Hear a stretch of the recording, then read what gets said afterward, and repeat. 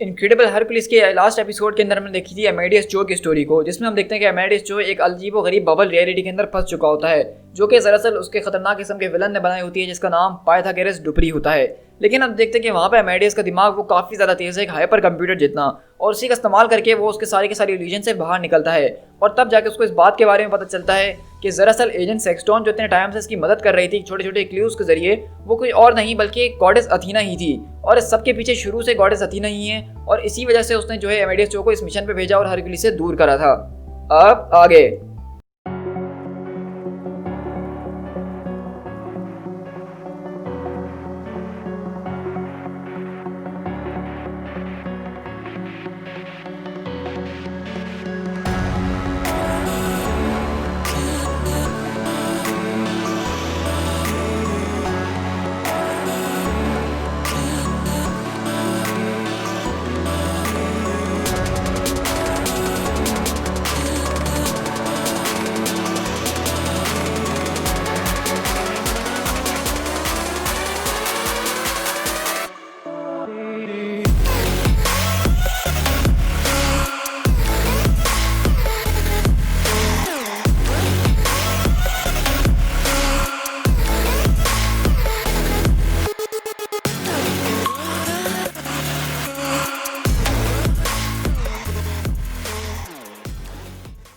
और बेसिकली आज की हमारी जो कहानी शुरू होती है वो एक तरह का अमेडियस जो का ओरिजिन है, और ये वो ओरिजिन है जिसके बारे में बहुत ज़्यादा कम लोगों को पता है, लेकिन हमने इसको कई बार अलग अलग कॉमिक्स में कहते हुए ज़रूर सुना है। तो आज पहली बार इसका ओरिजिन हम कंप्लीटली देखने वाले हैं। तो ये कहानी शुरू होती है टक्सन एरिजोना से बहुत महीने पहले, और वहीं पे हम देखते हैं कि यहाँ पे अमेडियस जो बेसिकली आज ये ब्रेन फाइट का कंपटीशन जीत दिया है, जिसके अंदर ये दुनिया का 7th स्मार्टेस्ट पर्सन डिक्लेयर कर दिया गया है।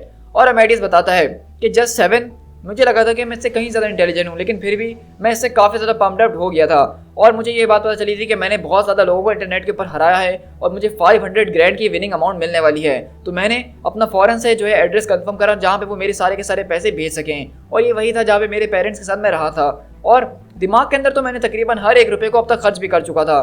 For once in my life मुझे लग रहा था कि हर चीज़ मेरे हिसाब से चल रही है। मैं सिर्फ 15 ईयर्स का था, सीनियर स्कूल के अंदर था, और मैं इतना सब कुछ कर चुका था, मुझे अपने ऊपर विश्वास नहीं हो रहा था। मैंने तो सोच लिया था कि मेरी ज़िंदगी एक नेवर एंडिंग सीरीज़ की तरह बन चुकी है। मतलब स्कूल के बाद एक अच्छा कॉलेज, कॉलेज के बाद इंटर्नशिप, इंटर्नशिप के बाद एकदम टॉप क्लास जॉब मेरी पक्की थी। और मैं हमेशा ज़िंदगी पर यही सोचा करता था कि मैं कब जो हूँ एक अच्छी जॉब, एक अच्छे करियर की तरफ आगे बढ़ूंगा। लेकिन अब जब इतनी ज़्यादा मेरे पास अमाउंट आ रही है तो शायद मैं उससे ये सब कुछ जल्दी ही शुरू कर सकूँ। लेकिन हम देखते हैं कि अमेडियस जब वहाँ पे जा रहा होता है तो उसको एक लड़की स्टॉप पे बैठी हुई नजर आती है, और कहता है कि इस लड़की को मैंने इससे पहले कभी नहीं देखा, लेकिन ये मुझे काफ़ी क्यूट लग रही थी। मैंने इस लड़की को देख के कुछ ऐसा किया जो इससे पहले मैंने आज तक कभी नहीं किया। मेरे अंदर एक इम्पल्स जागा, मेरे अंदर एक चाहत जागी कि मैं उससे बात करूँ। मैंने वहाँ पे ऐसी एक एक्सक्यूज़ इन्वेंट कर लिया कि मैं उससे बस कुछ बातचीत कर सकूँ। लेकिन इस बात का कोई सेंस नहीं बनता है, क्योंकि मैं अपनी बाइक पर जा रहा था, उसके रोक के उससे बात कर रहा हूँ। लेकिन मज़ेदार बात यह कि उसने भी मुझसे बात करी और हम दोनों ने आपस में स्माइल भी शेयर करी, और उसकी स्माइल काफ़ी ज़्यादा चार्मिंग थी और बहुत ज़्यादा विटी भी थी। और मुझे उसके फेस को देख के लग रहा था कि शायद वो भी मुझे पसंद करने लग गई है। उसने मेरे सेल फोन के ऊपर कॉल भी करी, जिसकी वजह से मुझे उसका नंबर मिल गया, और मेरे लिए आज का दिन तो बहुत ज़्यादा इनविंसिबल होते ही जा रहा था। लेकिन इन सब के बीच मैं तकरीबन 10 मिनट जो हूँ लेट भी हो चुका था अपने घर पहुँचने के लिए। और आज ट्यूसडे का दिन था, तो मुझे एक ट्यूशन देना था अलजेब्रा का, जिसको देके मैं वहाँ से निकल रहा था। इन सब की वजह से आज मैं जो हूँ तकरीबन 20 मिनट अपने शेड्यूल से पीछे हो गया था। मतलब खाने के टाइम से पहले मैं हमेशा पहुँच जाता हूँ, लेकिन आज मैं 20 मिनट लेट था। लेकिन जब मैं वहाँ पे पहुँचा तो वहाँ पे कुछ अलग ही नज़ारा मेरे सामने देखने को आया। न्यूज़ ने हमें इस बारे में बताया कि वहाँ पे हमारे घर के अंदर गैस लीक थी, जिसकी वजह से ये बहुत बड़ा धमाका हुआ। लेकिन मैं जानता था अपने अंदर ही अंदर कि कुछ ना कुछ गड़बड़ ज़रूर है। मैं समझ गया था कुछ ना कुछ। लेकिन इन सब चीज़ों के समझने से पहले तुम समझ चुकी थी अथीना, क्योंकि तुम वहीं पे थी। सही कहा मैंने। और इस तरह हम शिफ्ट होते हैं प्रेजेंट के अंदर, यानी एक्सेलो के अंदर। और वहीं पे अमेडियस बोलता है कि तुम्हें हर चीज़ के बारे में पता था, यानी कि उन लोगों ने मेरी फैमिली को टारगेट बनाया हुआ है। तुम चाहती तो मुझे वॉर्न कर सकती थी, तुम चाहती तो उन सबको बचा सकती थी। मैंने तुमसे पहले भी कहा है अमेडियस कि हम गॉड जो है इस तरह से काम नहीं करते हैं।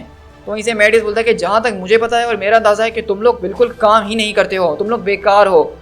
तो वहीं से वो बोलती है कि तुम्हारी बात मुकम्मल तौर पे इनएक्यूरेट नहीं है। हम तुम्हें जो है साइंस प्रोवाइड करते हैं, लेकिन रास्ता तुम्हें खुद ही चुनना होता है। हम ज़बरदस्ती तुम्हें किसी रास्ते के ऊपर नहीं ले जा सकते हैं। तो वहीं से अमेडियस बोलता है क्या तुमने उसके बारे में हरकुलिस को बताया है? तो अथीना बोलती है कि मैंने हरकुलिस को किस बारे में बताया है? इसी बारे में कि इतने टाइम से जिसको वो ट्रेनिंग दे रहा था वो उसकी रिप्लेसमेंट है। तो वहीं से अथीना बोलती है अच्छा तुम्हें ऐसा लगता है तो तुम जाके उसको खुद बता दो, मुझे इससे कोई मसला नहीं है। तो वहीं से अमेडियस बोलता है कि तुम ब्लफ कर रही हो ना। तो अथीना बोलती है अच्छा ट्राई करके देख लो। लेकिन रुको अमेडियस, तुम यहाँ से कहाँ जा रहे हो?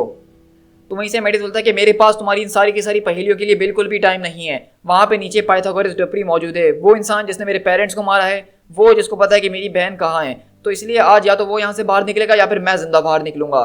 तो वहीं से अथीना बोलती है कि देखो कितनी खुश नसीबी की बात है तुम्हारे लिए कि कम से कम तुम्हारे पास एक ऐसा इंसान तो है जो अपनी फैमिली की डेथ के लिए उसको रिस्पॉन्सिबल करार दे सकता है, उसके ऊपर ब्लेम कर सकता है। तो अब मेडिस बोलता है कि फॉर्चुनेट, तुम्हारी हिम्मत कैसे हुई ये कहने की। तो कहती है तो मेरी बात को ज़रा समझ के देखो, मोस्ट ऑफ द पीपल ऐसे हैं जिनको पता नहीं है कि उनकी फैमिली की डेथ किस वजह से हुई है, किसी वेरेकेज के अंदर, किसी डिजास्टर के अंदर, किसी फ्लड के अंदर। उनके पास ब्लेम करने के लिए कोई नहीं होता है, तो वो ब्लेम करते हैं सिर्फ गॉड्स को कि ये गॉड्स की वजह से उनके लोग मारे गए हैं। लेकिन हम देखते हैं कि अथीना जैसे जैसे बात कर रही होती है तो वो गायब होना शुरू हो जाती है। देखो अथीना, तुम्हारी विजडम की कहानियाँ मैंने बहुत ज़्यादा सुन ली, अब मुझे तुमसे कुछ नहीं सुनना है। अथीना तुम कहाँ गायब हो गई हो। और इस तरह हम देखते हैं कि अथीना अगले पल वहाँ पे गायब हो जाती है। और इस तरह हम देखते हैं कि अमेडियस यहाँ पे वही जर्नल को उठाता है और वहाँ पे आज एक और कहानी लिखी होती है जिसमें फादर से सामने के बारे में कुछ लिखा होता है। लेकिन अमेडियस अब उसने सोच लिया कि वो पाइथागोरस डुप्री से मुकाबला करेगा, तो वो उस किताब को वहीं फेंकता है और बोलता है कि वॉट एवर, अब मैं यहाँ से आगे बढ़ रहा हूँ। और इस तरह हम देखते हैं कि वो उस लेयर के अंदर जाता है और वहाँ पर एक दरवाज़ा खोलता है। और इस तरह हम देखते हैं कि वहाँ पे पाइथागोरस डुप्री एक साउंड रूम के अंदर बैठा हुआ होता है और वो कमेंट्री कर रहा होता है। और ये वही सारी की सारी कमेंट्री जो कि इतने टाइम से हम सुन रहे थे, अमेडियस के बैकग्राउंड में चल रही थी, रेडियो के ऊपर चल रही थी। और वहीं से वो बोलता है कि ए हेलो, वहाँ पे कौन है। तो बोलता है कि ओह तुम यहाँ पे आ गए। तो अमेडियस बोलता है कि हाँ ये मैं हूँ। तो वहीं से वो पूछता है कि अच्छा तुमने सबकी शुरुआत कब करी। तो कहता है किस चीज़ की शुरुआत, तुमने नई दुनियाओं को इन्वेंट करना कब शुरू करा ताकि तुम इस दुनिया को हर्ट ना कर सको। तो अमेडियस बोलता है कि मैंने ये चीज़ इन्वेंट करी थी 4th ग्रेड के अंदर। मुझे जो है रोल प्लेइंग गेम्स बहुत ही ज़्यादा पसंद थे कि मैं किसी चीज़ को डिसाइड करूँ और उसी हिसाब से गेम के अंदर सारी चीज़ें चलें। क्रेजी प्लॉट्स, ट्विस्ट वगैरह मुझे हमेशा से बहुत ही ज़्यादा पसंद थे। Super hero and mostly spy stuff मेरा फेवरेट था, और वो भी अगर रियल वर्ल्ड के अंदर हो तो क्या ही बात है। और तुम्हें कब से इन चीज़ों के अंदर इंटरेस्ट होना शुरू हुआ। तो कहता है कि मुझे, खैर मेरी कहानी कुछ ऐसी है कि मुझे अपने पेरेंट्स के बारे में पता ही नहीं है कि वो कौन थे। मैं एक ऑर्फनेज के अंदर पला बड़ा हूँ जो कि माउंट अथीना अपस्टेट न्यूयॉर्क के अंदर है। और उस इंस्टीट्यूट को एक औरत चलाती थी जिसका नाम मिरिंडा मिनर्वा था। उसके दिमाग में अजीब और गरीब किस्म के स्ट्रेंज आइडियाज़ हुआ करते थे जो कि मिथ और रियलिटी के हवाले से थे। उसने कहीं इसके ऊपर बुक्स भी लिखी जिसमें से एक द हीरोज़ जर्नल भी था। और वो वहाँ पे हमेशा हमारे दिमाग को तेज़ करने के हवाले से एक्सरसाइजेस वगैरह करवाया करती थी। लेकिन मैं उसको देख के हमेशा यही सोचता था कि मुझे ये कुछ और ही चीज़ लगती है, इसके अंदर कुछ ना कुछ बात तो अलग है। लेकिन जो कोई भी वो टेस्ट दिया करती थी हमेशा उसके अंदर सबसे ज़्यादा बेस्ट नंबर मेरे आते थे और क्लियरली मैं मिस मिनर्वा का फेवरेट स्टूडेंट बन के रह गया था। लेकिन बाकी के ऑर्फेंस ने ये बात को नोटिस करना शुरू कर दिया और उनको ये बात बिल्कुल भी नहीं पसंद थी, और इसलिए वो हमेशा से मेरे साथ बुरा सलूक किया करते थे। और इसलिए इन सारी की सारी चीज़ों को स्केप करने के लिए, अपने दिमाग को कहीं और डाइवर्ट करने के लिए मैं रेडियो का इस्तेमाल किया करता था। उसके ऊपर एक कहानी चला करती थी एडवेंचर की जो कि रियल लाइफ सुपर जीनियस था मेरी ही तरह, और वो दुनिया को बचाने के लिए एक मिशन पर निकला हुआ था और हर कोई उससे प्यार करता था और वो अपने आप को बुलाता था मास्टरमाइंड एक्सेलो। लेकिन अचानक एक स्टोरी के अंदर एक अजीब सी चीज़ हो गई जिसके बारे में किसी ने सोचा नहीं था। एक प्लान के अंदर बर्लिन की बैटल के अंदर मास्टरमाइंड एक्सेलो एकदम डिसअपियर हो गया और किसी को नहीं पता कि वो कहाँ गया। तो तब मैंने सोचा कि अगर जीनियस मास्टरमाइंड भी जो है फेल हो सकता है तो मेरे पास क्या उम्मीद है इस चीज़ की, मैं भी फिर फेल हो सकता हूँ। तो इसे उसके बाद मैंने फैसला कर लिया कि मैं इस रियलिटी को छोड़ के यहाँ से कहीं बहुत दूर चले जाऊँगा जहाँ पे मुझे कोई कभी तलाश ही ना कर सके। मैंने इस बारे में भी चिंता नहीं करी कि मिनर्वा ने मेरे बारे में क्या सोच के रखा हुआ था, क्योंकि मैं उसका एक स्टूडेंट था स्पेशल, और वो हमेशा मेरे बारे में कुछ ना कुछ सोच के ही रखती। लेकिन जब मैं उस ऑर्फनेज को छोड़ के वहाँ से भागा तो मैं कभी मुड़ के वहाँ पे वापसी नहीं गया। और मेरा दिमाग तो वैसे इतना ज़्यादा इंटेलिजेंट था कि मार्केट को कैप्चर करना वो मेरे लिए बच्चों का काम था। मैंने बहुत जल्दी पैसा कमाना शुरू कर दिया और मैंने एक सोप कंपनी को ख़रीद लिया जिसके ज़रिए मैंने एक फेवरेट प्रोग्राम शो को स्पॉन्सर करवाना शुरू करवाया। और आहिस्ता आहिस्ता मैं इतनी ज़्यादा तरक्की करता गया कि मैंने वो पूरे के पूरे टाउन को ही ख़रीद लिया। लेकिन मुझे नहीं पता कि किस तरह से, लेकिन मिरिंडा मिनर्वा ने मुझे ढूंढ लिया। लेकिन इस बार वो असली फॉर्म के अंदर मुझे आई मुझसे मिलने के लिए, और वो टीचर जिसने एक्सेलो को पढ़ाया था बचपन से, जो उनके साथ गेम खेला करती थी, वो कोई और नहीं बल्कि गॉडेस अथीना ही थी। और उसने मुझसे कहा कि उसको मेरी ज़रूरत है, उसको एक हाइपर माइंड जैसे जीनियस की ज़रूरत है और ये टास्क एक बहुत ज़्यादा ग्रेट टास्क है। और उसने मुझे अपने बारे में बताया और उसने अपनी सारी की सारी कहानी मेरे सामने पेश करी। और उसने बताया कि पास्ट की बात है कि अथीना ने जो है एक ज़बरदस्त किस्म का चैंपियन बनाया था जो कि हीरो ऑफ स्ट्रेंथ था, क्योंकि उस ज़माने में जो है बड़े बड़े किस्म के मॉन्स्टर्स हुआ करते थे, जायंट्स हुआ करते थे, और वो पृथ्वी को यानी अर्थ को जो है ख़तरा पहुंचा सकते थे। तो उनसे लड़ने के लिए उसने एक चैंपियन को तैयार करा जिसको हम बहुत अच्छे तरीके से यानी हरक्यूलिस के नाम से जानते हैं, और वो अथीना का ही एक चैंपियन था। लेकिन वो सारी के सारी क्रिएचर्स वो या तो मर चुकी हैं या हमारी इस रियलिटी से बाहर जा चुकी है या गॉड्स उनको ख़त्म कर चुके हैं। मतलब अब इस तरह की चीज़ें यानी कि जायंट्स और मॉन्स्टर्स वगैरह हैं नहीं, तो हमें उनसे लड़ने की ज़रूरत नहीं है। लेकिन अथीना के बकौल एक प्राइमोडियल डार्कनेस जो है वो हमारी दुनिया की तरफ आ रही है, और वो इतनी ज़्यादा खतरनाक है कि हमारी पूरी की पूरी दुनिया को निकल सकती है। और इस बैटल के अंदर स्ट्रेंथ उसका कोई काम नहीं है, स्ट्रेंथ यहाँ पे आसानी से हारी जाएगी। और हम देखते हैं कि यहाँ पे अथीना जो है जिस डार्कनेस की बात कर रही होती है वो कोई और नहीं बल्कि मीका बोशी है। तो आप देख रहे हैं कि ये कहानी कहाँ जाके कनेक्ट हो रही है, यानी मीका बोशी के आने से ही अथीना को सारी की सारी चीज़ों के बारे में खबर थी और इसीलिए वो ये सारे के सारे चैंपियंस को चुन रही थी। और वो बताता है कि अब ये खतरनाक किस्म का जो नया थ्रेड हमारी अर्थ की तरफ आ रहा था, इसके लिए इसको एक नए किस्म के चैंपियन की ज़रूरत थी और एक ऐसा हीरो जिसके पास माइंड हो, स्ट्रेंथ नहीं। मैंने उससे कहा कि मैं इस बारे में सोचूंगा और उसको फिर बताऊंगा, लेकिन जब वो मुझसे इसका जवाब मांगने के लिए वापसी आई तो मैंने उसके साथ उस पूरे के पूरे टाउन को उड़ा दिया और इसी उम्मीद में कि ये टाउन के साथ वो भी ख़त्म हो जाएगी, क्योंकि मैं कभी भी मास्टरमाइंड एक्सेलो नहीं बनना चाहता था। मैं किसी का कोई मसीहा, कोई जीनियस नहीं बनना चाहता था, क्योंकि मेरा भी फिर वही अंजाम होता। मैं बस छुप के रहना चाहता था। मैं तुमसे ज़्यादा स्मार्टर था एमेडियस, और इसी वजह से अथीना को मुझसे डर लगता था और इसीलिए वो मुझे शुरू से कंट्रोल करना चाहती थी। और मैं इस बात को समझ चुका था कि अथीना जो है अब मेरा पीछा नहीं छोड़ेगी, और तभी मैंने जो है अपने हाइपर कंप्यूटर्स को डेवलप कर ही लिया था, जो कि रियल फैंटेसीज को जो है एक बबल यूनिवर्स के अंदर क्रिएट कर सकते हैं। मैंने उन बबल यूनिवर्सेस को क्रिएट करा ताकि मैं अपने डिस्ट्रॉयड टाउन को छुपा के रख सकूँ दुनिया की नज़र से, और वो भी मुझे जो इन रियलिटीज़ के अंदर कभी तलाश ना कर सके। लेकिन जब मुझे इस बारे में रियलाइज़ हुआ कि वो इस तरह के और भी अलग अलग दुनिया के अंदर हाइपर माइंड जीनियसेस को ढूंढ रही है जो कि उसकी मदद करके मेरे पास पहुंचा सकते हैं उसको, तो मैंने सोचा कि क्यों ना अथीना की तलाश करने से पहले उन जीनियसेस को मैं तलाश करना शुरू कर दूं, जिस तरह से उसने उस ऑर्फनेज के अंदर मुझे तलाश करा था। तो इसलिए मैंने अपनी कंपनी का इस्तेमाल करा और दुनिया भर में ये टेस्ट और साइंस फेयर्स लगवाना शुरू कर दिए। मैं देखना चाहता था कि दुनिया के अंदर कौन कौन से स्मार्टेस्ट लोग हैं जो कि इसके अंदर हिस्सा ले सकते हैं और अपनी स्मार्टनेस को जाहिर करेंगे। इसके जरिए मुझे पता चल जाता कि किस इंसान का दिमाग आगे जाके खतरे साबित हो सकता है मेरे लिए। और इस चीज़ को पूरी तरीके से मुकम्मल तौर पे आगे फैलाने के लिए और इस चीज़ों को स्पॉन्सर करने के लिए एक अनदर बिग कंपनी ने मेरा साथ दिया, और वो यहाँ पे ओलंपस ग्रुप की बात कर रहा है, जिसको हेरा चला रही है। ओलंपस ग्रुप के जो एग्जीक्यूटिव थी उस टाइम की, उसने मेरा इस काम में साथ देने के बारे में सोचा, क्योंकि वो खुद अथीना से बहुत नफरत करती थी और उसको अपने रास्ते से हटाना चाहती थी। लेकिन तुम अमाइडियस, तुम वाकई में एक स्पेशल केस थे, मैं इसको मानना चाहूँगा, क्योंकि आज तक जितने भी लोगों ने मेरे गेम खेला है उसके अंदर किसी का भी इतना ज़्यादा हाई स्कोर आज तक नहीं हुआ है। तो इसलिए मैं इस बात को देखते ही समझ गया था कि तुम मेरे लिए एक बहुत बड़ा खतरा साबित हो सकते हो, इसलिए मैं तुम्हें इस तरह आज़ाद नहीं छोड़ सकता था। लेकिन वहीं पे अमाइडियस बोलता है कि बस बस बस बहुत हो गया, मुझे तुम्हारी खटी पिटी ये बेकार सी जो है लाइव स्टोरी सुनने के लिए मैं यहाँ पे बिल्कुल भी नहीं आया हूँ। मुझे बस इतना बताओ कि मेरी सिस्टर कहाँ है। तो वहीं से पाइथागोरस उसकी तरफ देखता है और बोलता है, तुम्हारी बहन भी है? तो वहीं से मैंने बोलता है कि ओ माय गॉड, अब क्या मतलब है, क्या मैं तुम्हारी बात पे विश्वास करूँ? ये तुम क्या करने की कोशिश कर रहे हो? तो वहीं पे उसकी तरफ गन पॉइंट करता है और बोलता है कि बस रुक जाओ, मुझे पता है कि तुम मुझे कंफ्यूज करने की कोशिश कर रहे हो ना, लेकिन ये मुझ पे काम नहीं करेगा। मैं तुमसे ज़्यादा स्मार्टर हूँ और मैं इस बात को प्रूव भी कर सकता हूँ एक आखिरी गेम के साथ। वैसे ये गेम काफ़ी ज़्यादा सिंपल है, इसको रशियन नेटोटोई कहते हैं, लेकिन हम इसके अंदर हाइपर माइंड्स को शामिल कर देंगे। इस गेम के अंदर तुम्हें कैलकुलेट करना होगा कि मैं कब और कहाँ फायर करने वाला हूँ, और तुम्हें बस उस जगह से हट जाना है और तुम बच जाओगे। अनलेस मैं इस बात को कैलकुलेट कर लूँ कि तुम कहाँ मूव करने वाले हो, और उन नैनो सेकंड्स के अंदर तुम्हारी जान चली जाएगी। देखो ये बिल्कुल आसान है, तुम्हारे बाइनरी नंबर्स की तरह, जैसे कि उस बिल्ली का हाल था डेड अलाइव। तो तुम्हें अपना दिमाग का इस्तेमाल करना है और पता लगाना है कि गोली कहाँ चलने वाली है और बचना है, और अगर मैंने मिस कर दिया अपना शॉट तो फिर तुम्हारी बारी आएगी और तुम भी मुझे हिट करोगे और मैं भी बचने की वैसे ही सेम कोशिश करूँगा। यही एक तरीका है, यही एक तरीका इस बात का पता लगाने का कि हम दोनों में से स्मार्टर कौन है। तो इसे मेडिस बोलता है कि ऑनेस्टली अगर तुमसे कहूँ तो मेरे पास ज़्यादा एडवांटेज है, मतलब तुम तो चल फिर भी नहीं सकते हो ना।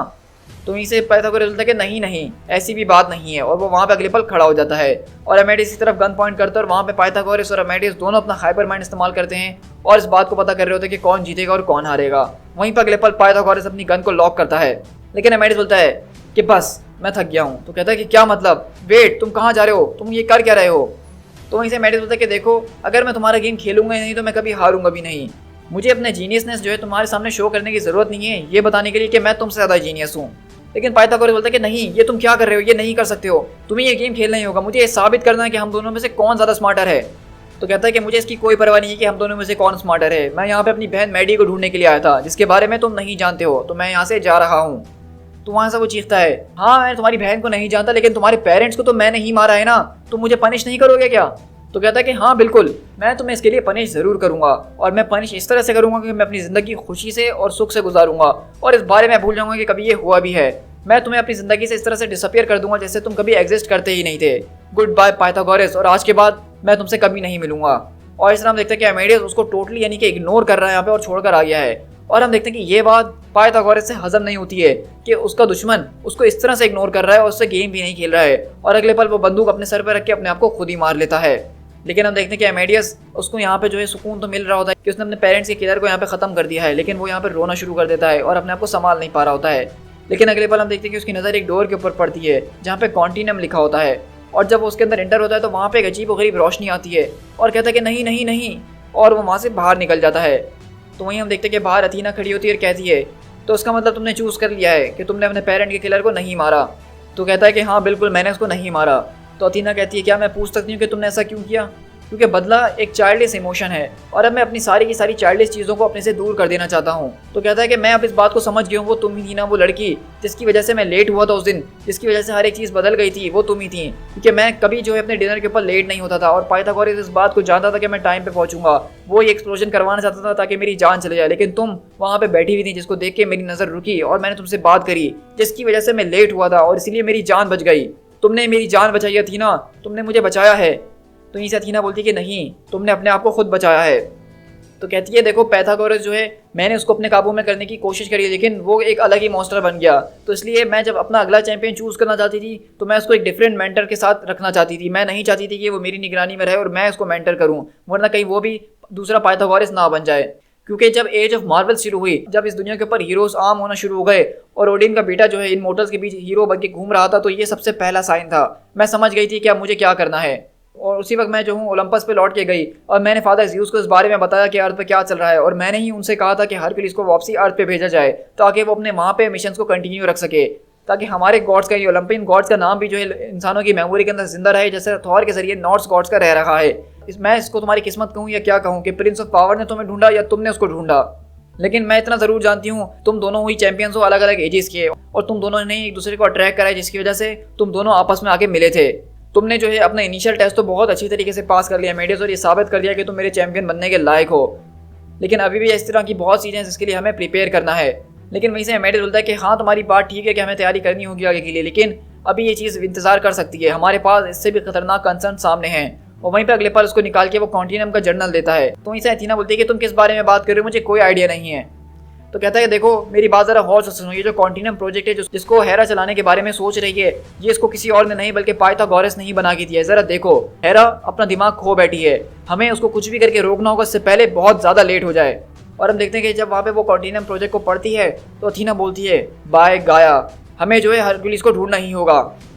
और इस तरह हम देख रहे हैं कि यहाँ पे इनको कॉन्टिनम प्रोजेक्ट के बारे में कोई ऐसी चीज़ पता चली है जो कि हेरा कर रही है, जिससे इनकी रियलिटी बहुत बड़े खतरे के अंदर है, और इसलिए अब ये लोग दोनों मिलकर वापसी हरक्यूलिस के पास जाएंगे। और इस तरह हम यहाँ से शिफ्ट होते हैं न्यूयॉर्क सिटी के अंदर, जहाँ पे एक शेल्टर होम बना हुआ होता है, जहाँ पे लोग जो हैं जो बेचारे होमलेस होते हैं वो यहाँ पर आके खाना वगैरह खा रहे होते हैं, और इसको कोई और नहीं बल्कि एंट में चला रही होती है, स्पाइडरमैन की एंट ही। लेकिन हम देखते हैं कि हरक्यूलिस की वाइफ हीबी जो थी वो हरक्यूलिस को ढूंढने के लिए निकली थी, और अब क्योंकि वो भटक चुकी है, अपने घर नहीं जा सकती है, तो वो भी इसी शेल्टर का हिस्सा बन गई है और यहाँ पे लोगों के लिए खाना बना रही होती है। तो एंट वे पूछती हैं कि तुमने अपनी डिश को क्या नाम दिया है डियर? तो कहती है कि एम्ब्रोसिया है, जो कि एक वीकर रेसिपी है ग्रीक गॉड्स की, जिसको ज़्यूस वगैरह बहुत पसंद करते हैं। और वहीं से एंड में बोलती है देखा ये एक ग्रीक रेसिपी है और काफ़ी ज़्यादा स्पेशल है, तभी सब लोगों को पसंद आ रही है।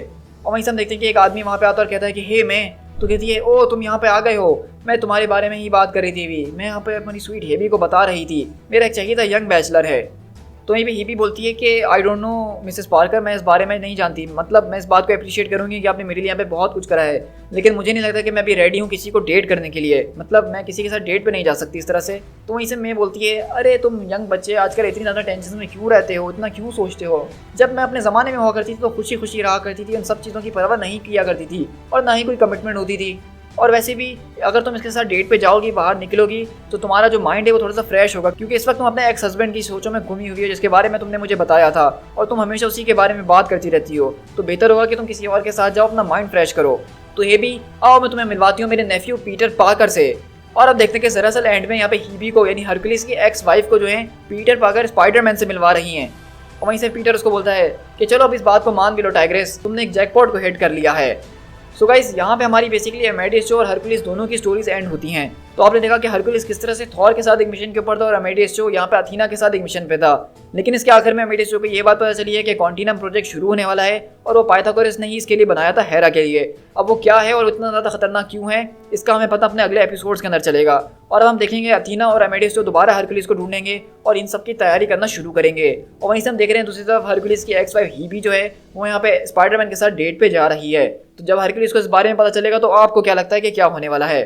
तो मुझे कमेंट करके ज़रूर बताइएगा कि आपको क्या लगता है कि क्या होगा अगले एपिसोड्स के अंदर। और हरक्यूलिस को इसी सीरीज़ को हम कंटिन्यू रखेंगे अपने चैनल के ऊपर, तो इसलिए चैनल को सब्सक्राइब कीजिए ताकि इसके सारे के सारे एपिसोड्स आप हमारे चैनल पर एंजॉय कर सकें। So guys, this is Speed Tiger, मिलते हैं हरकुलिस के अगले एपिसोड के साथ। Till then, thank you so much.